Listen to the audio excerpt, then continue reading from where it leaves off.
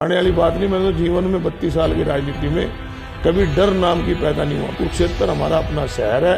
कुरुक्षेत्र के किसी नागरिक के साथ जब भी कोई जोर जबरदस्ती होगी, जब भी गुंडागर्दी होगी, अशोक अरोड़ा उनके साथ खड़ा मिलेगा। सत्ता का दुरुपयोग करके एक लोगों को दबाने का काम मत करें। सत्ता का दुरुपयोग करना ठीक बात नहीं है। इसके दो डायरेक्टर थे, एक विधायक जी का बेटा था और एक भतीजा था। एक का नाम साहिल सुधा, एक का नाम सुरेंद्र है। दो डायरेक्टर थे और उसी कंपनी के नाम ये लाइसेंस लिया गया, नए डायरेक्टर उसमें डाल के, तब भी नहीं करवाई।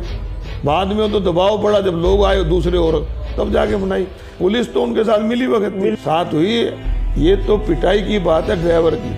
अगर जनता के हित के अंदर वहाँ लाठी भी चलती, गोली चलती, जब भी हम खाने को तैयार हैं। अशोक अरोड़ा कांग्रेस में है और कांग्रेस एक है। ये जो इस प्रकार का है कि कांग्रेस में हुड्डा खेमा है, शैलजा खेमा है, ये सब मीडिया की बातें हैं। कांग्रेस पार्टी एक है और अशोक अरोड़ा कांग्रेस में है। विकास इस चीज को नहीं कहते। विकास तो जो करने की बातें हैं वो करने से होता है, ना कि रोज फोटो खिंचवाने से होता है। कल नमस्कार, स्वागत है आपका कंचन टीवी पर। यशपाल कंचन मेरा नाम है। जैसे आपको पता है कि राजनीतिक व्यक्ति जब सत्ता में होते हैं तो उनकी धमक अलग ही होती है, उनकी खनक अलग ही होती है, एक रुआब होता है। अगर वो सत्ता में पार्टी हो, कोई बाहुबली पार्टी, इनेलो पार्टी हो, तो उसके जो नेता होते हैं उनका रुआब देखते ही बनता है। उनका अलग ही एक रुतबा होता है। लेकिन जैसे ही कोई सॉफ्ट सी पार्टी आती है तो वहां पर खनक भी कम होती है और सत्ता से बाहर होने पर रुआब कम हो जाता है।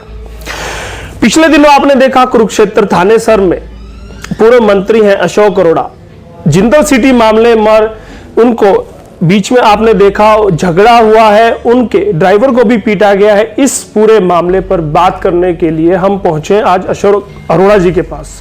और क्यों पहुंचे? क्योंकि सोशल मीडिया पर कहा जा रहा है कि इनेलो से बाहर आने के बाद, कांग्रेस में आने के बाद कहीं ना कहीं अशोक अरोड़ा के जो व्यक्तित्व है, जो उनके रुआब है, उसमें कुछ कमी आई है, शायद उनका प्रभाव कम हुआ है। तो वही हम जानने पहुंचे थे, क्या वाकई में फर्क पड़ा है या फिर उनकी शालीनता थी जो उस पूरे मामले में कहीं ना कहीं वो शालीन रहे। अब हमारे साथ अशोक अरोड़ा जी है। स्वागत है अरोड़ा साहब आपका। धन्यवाद।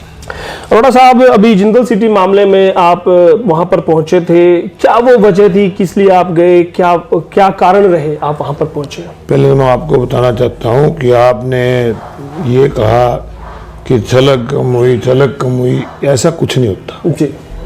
राजनीति जो है उसके दो पहलू हैं, एक सत्ता पक्ष, एक विपक्ष जी।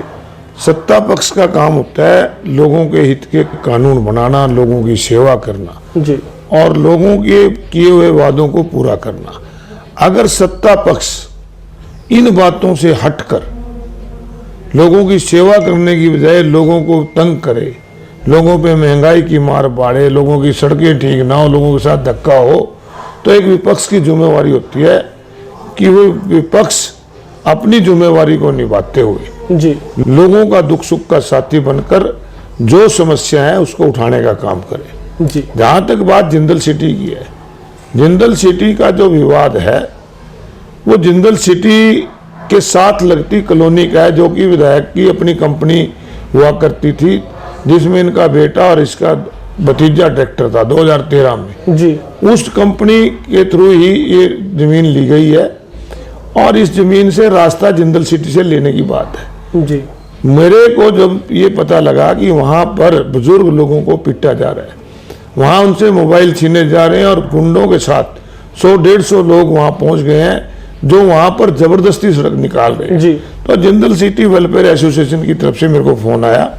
मैंने कहा भी आप एसपी को मिलो। एसपी को मिले तो जब भी उनकी कार्रवाई नहीं हुई तो मैं वहां पे गया। आप वहां पे गए? मैंने उनसे यही बात कही। वो कहने लगे कि हमारे पास लाइसेंस है और सड़क हमारे को लीगली मिली हुई है।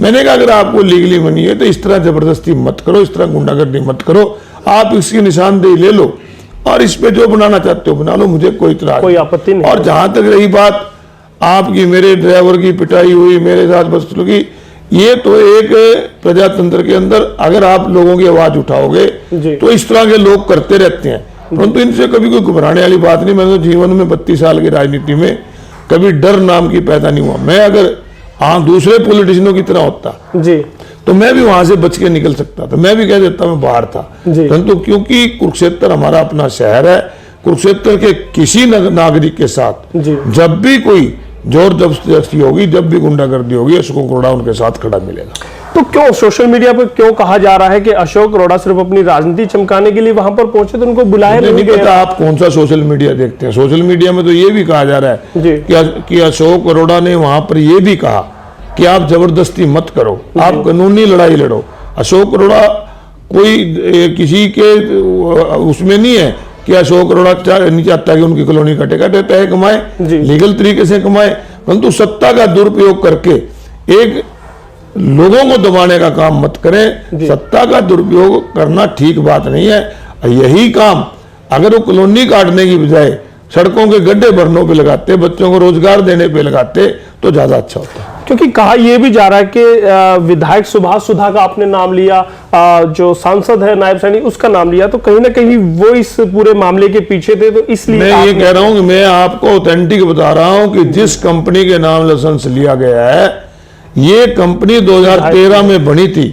इसके 2 डायरेक्टर थे, एक विधायक जी का बेटा था और एक भतीजा था, एक का नाम साहिल सुधा, एक का नाम सुरेंद्र है। 2 डायरेक्टर थे और उसी कंपनी के नाम ये लाइसेंस लिया गया, नए डायरेक्टर उसमें डाल के। तो जो संजू है, जो इसका ओनर बताया जा रहा है, वो सिर्फ एक मुखौटा है, उसके पीछे चेहरे अलग हैं। मैं कह रहा हूं भी आपको, मैं तो ऑथेंटिक बता रहा हूं कि कंपनी जिनके नाम है, जिन्होंने कंपनी का गठन किया, वो खुद लोग हैं और वो खुद लोगों की कंपनी है।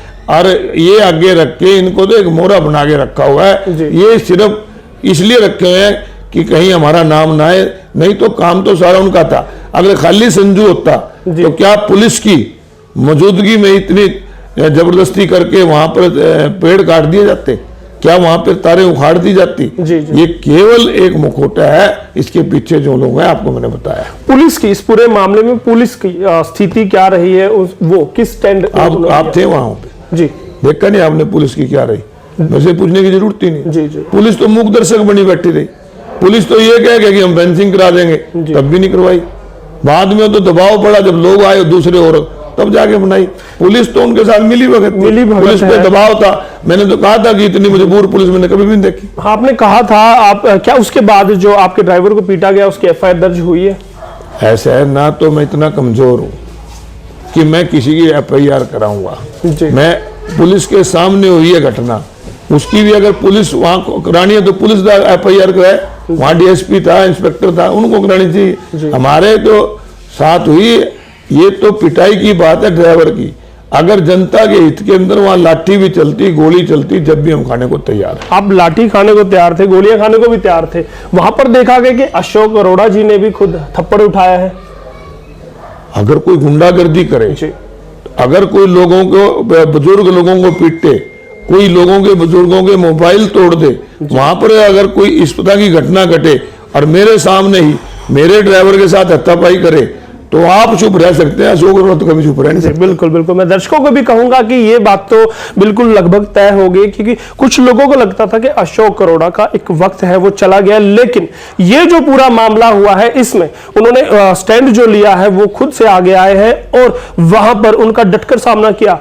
अमूमन देखा जाता है कि इस तरह के मामलात में जो नेता लोग होते हैं वो बच निकलना चाहते हैं, कहीं ना कहीं अपने आप को सेफ जोन में रखते हैं, लेकिन अशोक अरोड़ा जी अपने आप को वहां झोंक देते हैं, वहां खड़े रहते हैं। भले ही वहां पर गोलियां भी चल सकती थी, क्योंकि 100 से ज्यादा वहां पर लोगों को, गुंडों को बुलाया गया था, वहां पर अशोक अरोड़ा जी थे। अशोक अरोड़ा जी क्या मानते हैं कि इस पूरे मामले में अब होने क्या वाला है? क्या उनको न्याय मिल पाएगा? ये काम कोर्ट का है जी, हर एक को न्यायालय पे विश्वास होना चाहिए। हमारे कोर्ट में दोनों पार्टी चली गई है जी, जो कोर्ट निर्णय लेगी दोनों माने। हमारा कोई किसी से कोई व्यक्तिगत नहीं है, कोई पैसे कमाए हमें क्या दिक्कत है, परंतु हमारी लड़ाई वहां तक है सिर्फ कि किसी के साथ जोर जबरदस्ती ना हो। आप अगर उनको, मैंने उस दिन भी कहा था कि आपके पास लाइसेंस है तो आप तहसीलदार को बुला लीजिए, आप अपनी निशानदेही लेकर सड़क बना लीजिए। तो आप, हम तो आज भी उसी स्टैंड पे कायम है कि जबरदस्ती करने के प्रयास करेंगे तो हम उनके साथ खड़े हैं। लीगली कोर्ट जो निर्णय लेगा सबको मानना होगा, उनको मानना होगा। कोर्ट में अगर जाता है तो कोर्ट देखेगा, लेकिन क्या आप विधायक के, सांसद के खिलाफ मोर्चा खोलने वाले हैं? मेरा मोर्चा खोलना, मैं मोर्चा खोलना या ना खोलना, ये प्रजातंत्र के अंदर लोगों का अधिकार है। जी। आज अगर कोई सड़कें टूटी हुई होंगी, सड़कों पे खड्डे हैं, खड्डे भरे नहीं जाएंगे, तो उसकी आवाज उठाना मेरा धर्म है। मैं नहीं उठाऊंगा तो आप कहोगे आवाज नहीं उठाता, उठाते हैं तो कहते हैं मोर्चा खोलना। मेरा कोई व्यक्तिगत द्वेष न एमपी से है न एमएलए से है। मेरा तो सिर्फ एक है कि आप जिस काम के लिए चुने आप वो काम करें, लोगों को रोजगार देने का काम करें, आप शहर को सुंदर बनाने का काम करें, सफाई का की व्यवस्था को देखें, डेवलपमेंट के काम को देखें, ना कि कॉलोनियां काटें। जी। अरोड़ा साहब, वहां पर अशोक अरोड़ा मुर्दाबाद के नारे लगे, क्या उनसे कोई फर्क पड़ता है? क्या फर्क पड़ता है? तो प्रजातंत्र में हम सबको अधिकार है नारे लगाने का। मुर्दाबाद जिंदाबाद प्रधानमंत्री का भी होता है, अशोक अरोड़ा के हो गए। मुझे तो खुशी है कि विपक्ष में मैंने मुर्दाबाद लगा रहे लोग। राजनीति में हमेशा दो पलड़े होते हैं, आपको किसी एक पलड़े को चुनना पड़ता है। अशोक अरोड़ा हुड्डा खेमे में गिने जाते हैं, शैलजा खेमे में। अशोक अरोड़ा कांग्रेस में है और कांग्रेस एक है जी। ये जो इस प्रकार का है कि कांग्रेस में हुड्डा खेमा है, शैलजा खेमा है, ये सब मीडिया की बातें हैं। कांग्रेस पार्टी एक है और अशोक अरोड़ा कांग्रेस में है। मतलब आप उल्टा मीडिया को ही कहेंगे? मैं कह रहा हूँ, ये कभी आपने देखा किसी ने भी मैं हुड्डा ग्रुप का हूँ? एक से को दो कि मैं हुड्डा ग्रुप का हूँ या शैलजा ग्रुप का? देखिए, वो तो अक्सर देखने में आता है, क्योंकि जब भी कोई कार्यक्रम हुड्डा का किया जाता है तो उन्हीं का ही मान मनोबल किया जाता है, दूसरों को हाशिए पे धकेल दिया जाता है। यहाँ पर जितने प्रोग्राम कुरुक्षेत्र में पर्टिकुलर हुए हैं जी, चाहे वो हुड्डा साहब आए हों, शैलजा जी आए हों, कोई और नेता आया हो, सारे कार्यकर्ताओं ने जिले के सामूहिक प्रोग्राम करा है। कोई कार्यकर्ता ये नहीं है कि ये उसका है उसका है।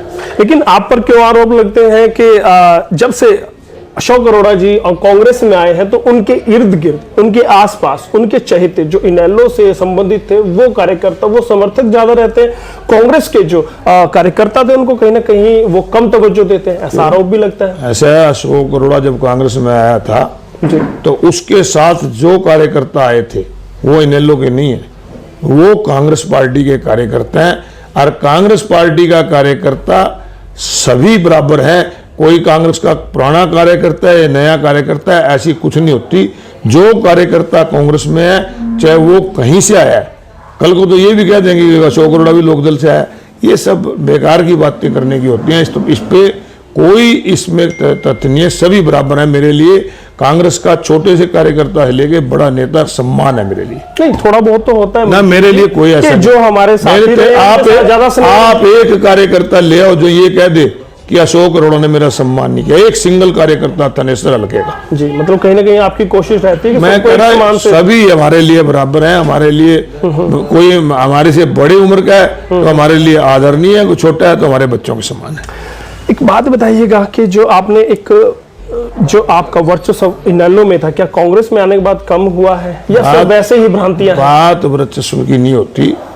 जहां तक मैं इनेलो में था, इनेलो की सेवा करी, ईमानदारी से करी। इनेलो पार्टी की तरफ से मुझे सम्मान भी पूरा मिला। आज कारण कांग्रेस में हूं तो कांग्रेस की सेवा कर रहा हूं और कांग्रेस से सम्मान मिल रहा है। तो करते रहेंगे? हाँ, कांग्रेस की करेंगे। राजनीतिक व्यक्ति होते हैं वो वक्त के साथ बदल जाते हैं। हमेशा कहा जाता है कि जहां पर हमें फायदा होता है, नुकसान होता है, हम वो सोचते हैं। आप इनेलो में थे, वहां पर सम्मान के साथ रहे, अब कांग्रेस में है, यहां भी आप सम्मान के साथ है। अब कहीं ना कहीं आपके कांग्रेस में आने के बाद घुटन महसूस होने लगी है कांग्रेस के उन बड़े नेताओं को जो अपने आप को टिकट का दावेदार मानते थे, क्योंकि अब आपके सामने वो बोना साबित होते हैं, आपका जो कद है वो बहुत बड़ा है, तो प्रबल दावेदार है कांग्रेस के टिकट के, तो कहीं ना कहीं वो अपने आप को बोना समझते हैं। क्या वजह है इसकी? देखिए, राजनीति के अंदर हर कार्यकर्ता जो काम करता है वो इच्छाएं रखता है। जी, इच्छाएं होनी भी चाहिए, कार्यकर्ता का अधिकार है। पार्टी को देखना है कि किसको कहां पे एडजस्ट करना है। जहां तक बात है छोटा समझता है बड़ा समझता है, ऐसी कोई बात नहीं है। कांग्रेस पार्टी का कार्यकर्ता के रूप में सभी हम इकट्ठे काम करते हैं, यहाँ कोई ऐसी बात नहीं। ये तो है कि आपको बड़ा नेता, कांग्रेस का बड़ा नेता थानेसर से माना जाता है और आपका, मैं तो अपने आप को कांग्रेस का सबसे जूनियर कार्यकर्ता मानता हूँ। हाँ, आप मानते हैं क्योंकि आप तो हैं बड़े, आपको बनने की आवश्यकता नहीं। क्योंकि मेरे जो पुराने लोग हैं मैं उनकी इज्जत करता हूँ और वो सारे, मैं अपने आप को सबसे छोटा कार्यकर्ता मानता हूँ। आप कांग्रेस के कार्यकर्ता खुद को मानते हैं, समर्थक मानते हैं और सिपाही मानते हैं, लेकिन क्यों जब भाजपा सरकार या आपके विधायक हैं, सांसद है जो यहाँ नौका विहार करते हैं ब्रह्म सरोवर में, तो उसका विरोध आप करते हैं? बात यह है कि कुरुक्षेत्र एक होली सिटी है। जी कुरुक्षेत्र की पहचान जो है, यहाँ गीता की जन्मभूमि से, कृष्ण की कर्मभूमि से है। और ये जो सरोवर है ये पवित्र सरोवर है। ये कोई टूरिस्ट के नाते यहाँ लोग नहीं आते, यहाँ श्रद्धा से आते हैं लोग। मंदिर में सर झुकाने के लिए आते हैं, स्नान करने के लिए आते हैं। नौकाएं चलानी है तो कहीं अलग झील बना लें, कोई अर्ज नहीं। और अगर कोई टूरिस्ट को ज्यादा अट्रैक्टिव करने की अगर बात आती है तो इससे अलग हटकर भी जगहें हैं। मैं 2013 में जब विधायक था, मैंने केडीपी की मीटिंग में हुड्डा साहब चीफ मिनिस्टर होते थे, मैंने कहा था कि यहाँ पर एक कमर्शियल पार्क बनाओ जिसके अंदर झूले लगाओ, बच्चों को खेलने की चीजें लगाओ, वो एक अलग से बना दो। उस समय हुड्डा साहब की सरकार में यहाँ पर पार्क बनाने की प्रपोजल मैंने रखी थी और उन्होंने मानी थी। और उस समय जो रघुविंदर राव जो लोकल बॉडी के कमिश्नर होते थे, उनकी ड्यूटी भी लगाई थी, परंतु सरकार बदल गई, इन्होंने करानी। करने के काम है तो वो करने चाहिए, ना कि पवित्रता सरोवर की भंग हो उसका काम करना। सरकार कहती है कि लोकल नेता है वो कभी विकास नहीं होने देना चाहते, हम तो विकास यहाँ पर करना चाहते हैं सिर्फ उस एजेंडे कि आप विपक्ष में हैं, सिर्फ इसीलिए आप। कौन सा विकास है? आपने देखा है विकास यहाँ कहीं? जी आप रोज पिपली से थर्ड गेट जाते हो, 2015 का पत्थर लाया हुआ है, 2022 आने वाला, यही विकास है क्या? इसको विकास कहते हो आप? सेक्टर आपके 4 और 8 की बैक वाली सड़क है ना, उसमें पैदल ही चल के दिखा दो ना, एमएलए अगर चल पड़े वहां से पता लग जाएगा विकास। तो इसके लिए तो आपको खुली बहस करनी चाहिए। विकास इस चीज को नहीं कहते। विकास तो जो करने की बातें हैं वो करने से होता है, ना कि रोज फोटो खिंचवाने से होता है। कल को अगर आपकी पार्टी सत्ता में आती है, हमारी पार्टी सत्ता में थी जी, और जब हम मिनिस्टर थे, कुरुक्षेत्र के अंदर युवाओं को रोजगार भी मिला था, विकास भी हुआ था। आज भी कुरुक्षेत्र में 2 बड़े पार्क हैं, दोनों के दोनों मेरे समय के बने हुए, चाहे जिंदल पार्क की बात करें चाहे चौधरी देवलाल पार्क की बात करें, ये उस समय के बने हुए हैं। आज तीसरा पार्क अभी तक नहीं बना पाए। विकास ये होता है, विकास होता है नई सड़क निकालना, नया पुल निकालना, नया रजवाया निकालना, मेंटेनेंस करना। मेंटेनेंस कोई विकास में नहीं आता जी। ये तो जरूरत है, मेंटेनेंस जरूरत है। अगर एक सड़क आज आपको 12 फुट की है और ट्रैफिक बढ़ेगा तो 16 फुट की करोगे तो विकास नहीं है जी। विकास तो नया कोई बाईपास निकालते, नया कोई ओवरब्रिज बनाते, वो विकास है। वो बीजेपी सरकार ने कुछ किया नहीं आपके वो आप देख रहे हैं जी। बिल्कुल, चलिए बहुत बहुत धन्यवाद, आपने कंचन टीवी से बात की, बहुत बहुत धन्यवाद। Thank you. तो अशोक अरोड़ा जी थे हमारे साथ, बड़ी बेबाकी से अपनी बात रखते हैं और देखा इस जिंदल सिटी मामले में उन्होंने अब बेबाकी से बात की है और आगे फ्रंट फुट पर रहकर काम किया है। ऐसा अमूमन नेता नहीं करते, लेकिन उन्होंने किया और आगे भी वो कांग्रेस में रह के कुछ बड़ा करने वाले हैं। बड़े आश्वस्त हैं कि अगली सरकार कांग्रेस की रहेगी तब वो विकास करेंगे कुरुक्षेत्र का, क्योंकि उनकी गुड बुक में विकास नहीं हुआ है। और आप देख भी सकते हैं सड़कों का जो बुरा हाल है, उनकी बात से हम इत्तेफाक रखते हैं, क्योंकि विकास तो दिखाई नहीं देता। लेकिन अब बीजेपी क्या करने वाली है, अशोक अरोड़ा जी क्या करने वाले, वो सब आपको दिखाते रहेंगे, बताते रहेंगे। बस निवेदन है कि कंचन टीवी न्यूज चैनल को आप सब्सक्राइब कर लें। हम YouTube, Facebook, Twitter, Instagram, LinkedIn और कू पर भी है, वहां पर भी आप हमारे चैनल को फॉलो कर सकते हैं, सब्सक्राइब कर सकते हैं। बस मैं आपका दोस्त, आपका होस्ट अब विदा लेता हूं आपसे।